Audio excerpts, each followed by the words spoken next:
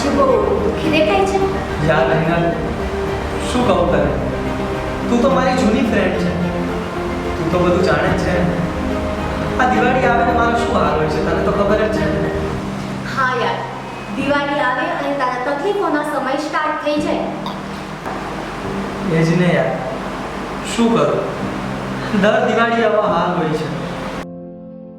દિવાળી સમયે તકલીફો તો આવે છે અને તું સંભાળી પણ તો લે જ છે ને. એ વાત અલગ છે. આ વખતની વાત અલગ છે. અરે યાર, મારી જોબ જતી રહી છે. ઓહો, એવું તો કઈ રીતે થયું? કોરોનાના કારણે મારો ધંધો પણ જતો રહ્યો છે અને હું જે જોબમાં લાગ્યો હતો ડબ્બા ડિલિવરી કરવાની, એ પણ હાથમાંથી જતી રહી છે. અરે પણ સાંભળ ને, તું આ દિવાળીના ટાઈમ ઉપર કંઈક નવું શોધી લે. મને કઈ બીજું કામ નથી આવડતું રીના. જો ને થાય શકે તો મારી થોડી હેલ્પ કર ને.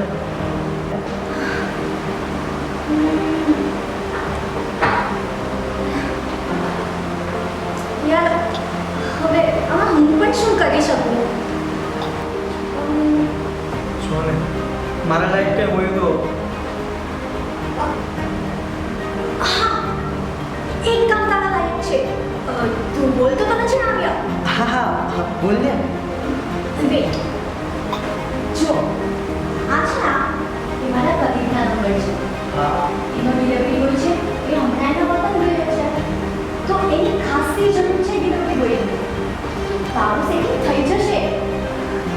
સાચે? હા તો થેન્ક યુ. અરે મને નંબર આપને. હા, એ નહીં લે, આ નંબર લે અને એની સાથે વાત કરી લેજે. હા, થેન્ક યુ સો મચ. હું હમણાં જ એમની સાથે વાત કરી લઉં. હા કેવી, થેન્ક યુ. હવે ખુશ? બહુ જ. Thank you. વેલકમ.